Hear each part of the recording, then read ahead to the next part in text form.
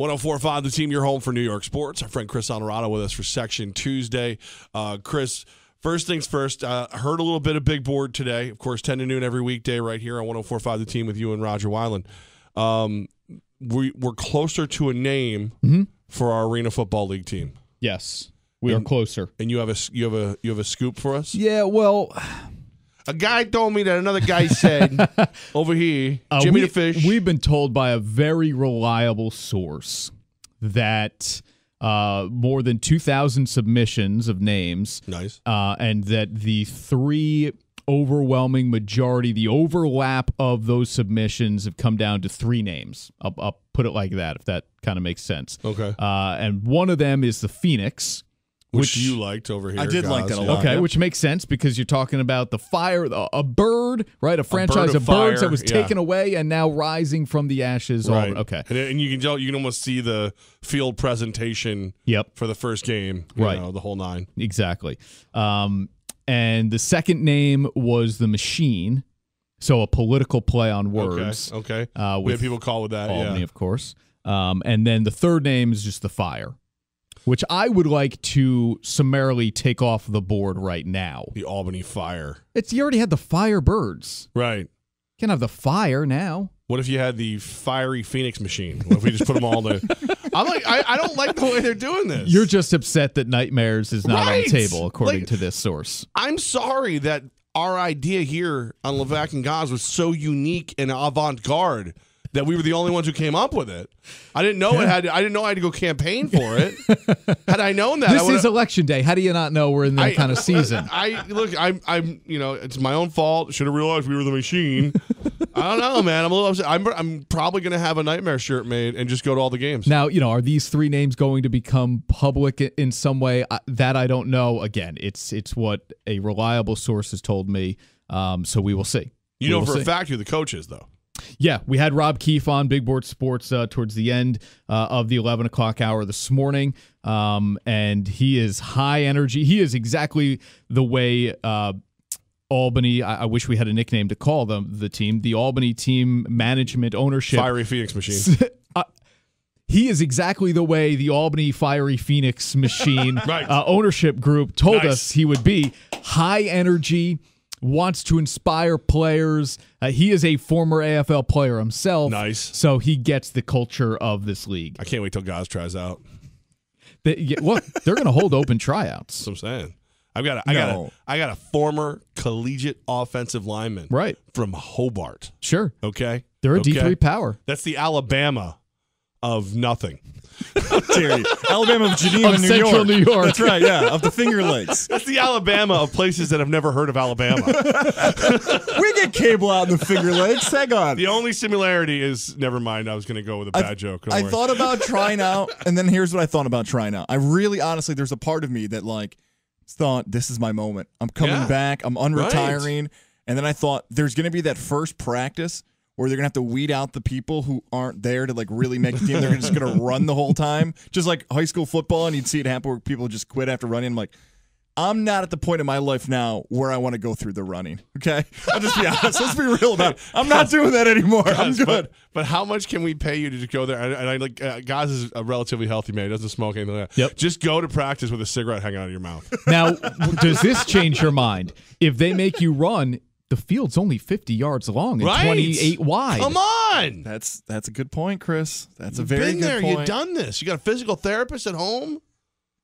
I'll think about it now, just because what Chris said, because if that's a shorter field, I don't think the trout's going to be.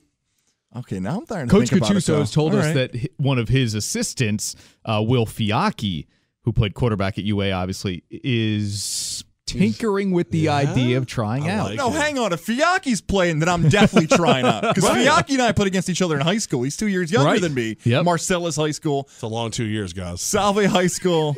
I'm ready. Fiacchi actually would light it up. Fiacchi, you want a piece of this? Fiacchi's top 3 all-time New York State history for passing yards. So this is his go-to thing. Okay, Fiacchi, I just love anybody who thinks that this is going to be great. Look how excited we're getting about tryouts for the Albany Fiery Phoenix Machine. I've never been to an Arena League game, and I'm like, where do I get season tickets? It's awesome. Yeah, that's what I hear. I mean, we're going to mostly be working these things, especially the first season. We'll be there to cover and whatever. I was thinking about buying season tickets. Sure. eventually I'm going to want to sit down and watch. Yeah, very, very cool arena football. I love it. Let's go to the high school ranks where Fiak and I used to battle, but this time in Section 2. What happened in the Super Bowl weekend? What class? Class B. Class B. Class So Z. you would have had to deal with Glens Falls. Yeah. The Indians, boy, did they escape the sectional title game overtime, and a lot in thanks in part to their kicker, a 33-yarder, a 39-yarder, to get them the win over Schuylerville in what has really become a rivalry in Class B. So there is defending state champ. Glens Falls is moving on to the state tournament. Troy, defending state champ in Class AA. They beat Saratoga in the sectional final this past Friday night at Albany. I heard they beat the Giants, too. Yeah, they might have a shot at him. Let me tell you right now. Troy and Glens Falls, by the way, both on 23-game winning streaks. They haven't lost in a very, very long time. But Troy has a difficult test, and it may be the toughest opponent they face in the state tournament right out of the gate, and that's New Rochelle. So if Troy can get by New Rochelle, they've got a good shot to repeat. Burnt Hills in Class A, Holy Trinity in Class C, and Cambridge, another defending state champ out of Section 2 in Class D. Now, when we talk about all these defending state champs, what has Section 2 never done? Repeated as state champions in any of the classifications, really? Double A through D, since they went to the format of playing an actual tournament, playoff format, and going to the Carrier Dome. So I have to go back and, big game James Allen to you could tell better than I could. You'd have to go back to the 80s to potentially find a back-to-back champ. But since they decided it on the field, no Section 2 team has gone back-to-back state titles. With that being said, who's the most likely of that bunch? Boy, that's a really good one. The only one of the group I've seen in person is Troy, and they look the part to me. I'm going to say Troy as well, but you know what? I mean, I think this is no joke, and I'm not just. I think they all have a really good shot. I mean, you could make cases. You could make cases for all of them. You go from not ever doing it to everybody doing it. Exactly. That would be great. I mean, I think you could make cases for all of them. Cambridge is arguably as good as they were last year, despite the one trip up in the regular season against Greenwich. Glens Falls still has this kid named Joseph Gerard III. They've got two Samsons that are dynamic offensive players. Right. Yeah. Right. That's what everybody's hoping is. Don't you have practice somewhere on the hardwood? And Troy is just electric. Again, if they get by New Rochelle, they have a really good chance. So you're right, Levack, man. Can you imagine to have never done it before and now potentially get 3 in 1 year? Amazing. That would be so cool. It's 104.5 the team. Chris Onorato with us Section Tuesday. But your team played last night. Yeah. Well, some of your team played. The Green Bay Packers. Look, I'm not, I'm throwing disparaging comments at every team because I'm a Raiders fan. No, go right ahead. There's not a lot good to say about Right. Green Bay right now. Right. Well, I mean, I picked them this week. They were one of my picks, and I thought you'd see a lot out of Hundley. That I think he was pretty good. He was okay. He was okay. Not an opportunistic team at all. Like they just, they're one of those teams. They're going to have to win the turnover battle, which everybody really does. But I didn't see the effort. No. Well, and this is a rant I went on this morning. Is I don't even want to talk all that much about Brett Hundley. It was not Brett Hundley's fault they lost that game last night. The defense did not force Detroit to punt the football once. Not once. In the history of Lambeau Field, never has an opponent gone to Green Bay and not punted. Wow. If you love that double negative. Detroit's the first team to ever do that, to not punt in the game. So, yeah, Brett Hundley, the training wheels are still on, which annoys me to a degree.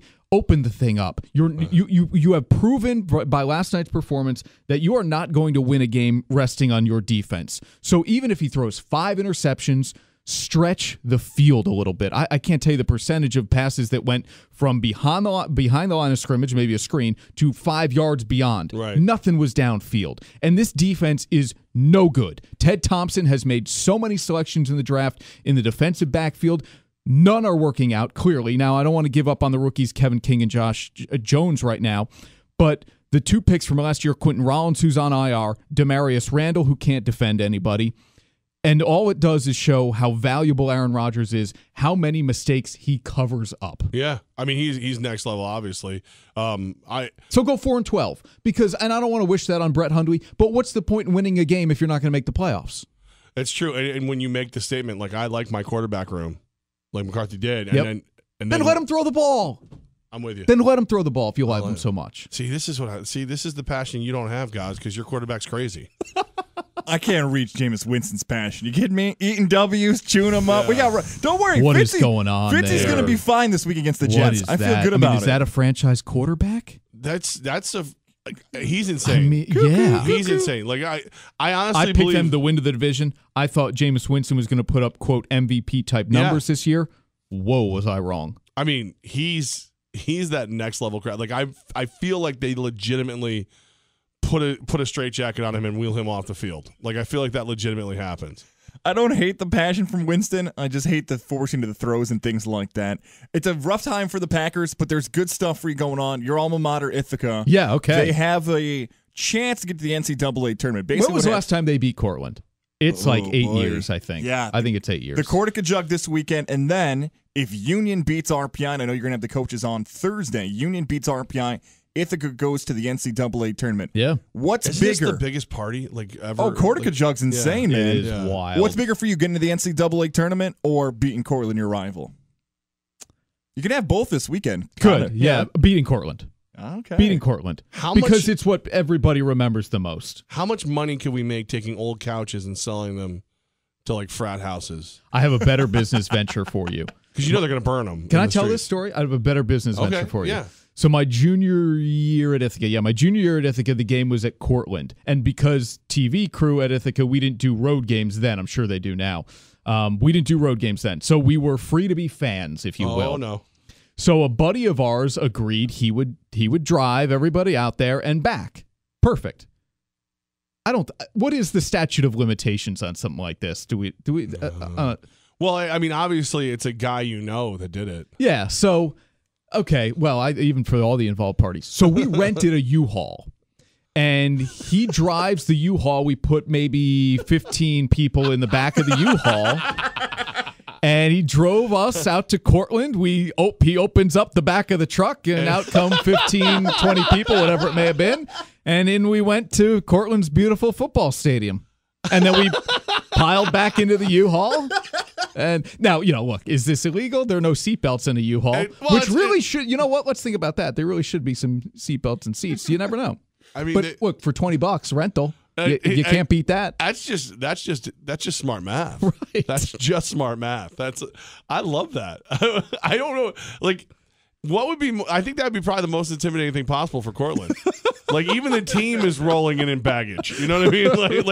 Like, oh, here comes more people. Those are the fans? Oh, dear God. I love that. All right. Chris Onorato, we're glad you survived your U-Haul trip. I mean, your friend did, obviously. Some guy you heard about once in a bar. Thanks for your help today, man. Have a great day. Thanks, boys.